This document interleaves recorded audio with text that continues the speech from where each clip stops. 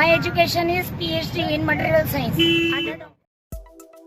भारतीय शहर इंदौर में सब्जी बेचने वाली पीएचडी डिग्री याफ्ता रईसा अंसारी की जानिब से म्यूनसिपल कॉरपोरेशन के खिलाफ अंग्रेज़ी में एहतजाज किया गया, जो कि इंटरनेट पर वायरल हो गया।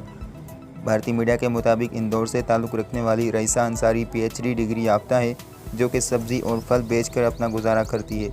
वीडियो में देखा जा सकता है कि रईसा अंसारी एहतजाज रिकॉर्ड कराते हुए मीडिया से अंग्रेज़ी में गुफ्तगू कर रही हैं। रईसा ने बताया कि उन्होंने अपना सब्ज़ी और फल का कारोबार शुरू करने से कबल मटेरियल साइंस में पीएचडी की थी। रईसा ने बताया कि सब्ज़ी बेचना उनका ख़ानदानी कारोबार है। उनका ख़ानदान पिछले 60 से 65 साल से सब्ज़ी बेच रहा है।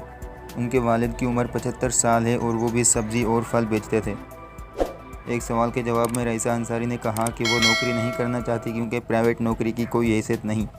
उन्होंने मज़ीद बताया कि वो आम बेच रही थीं और म्यूनसिपल वाले उनका ठेला एक जगह लगने नहीं दे रहे हैं और वो सुबह से इधर से उधर बस जगह तब्दील कर रही हैं।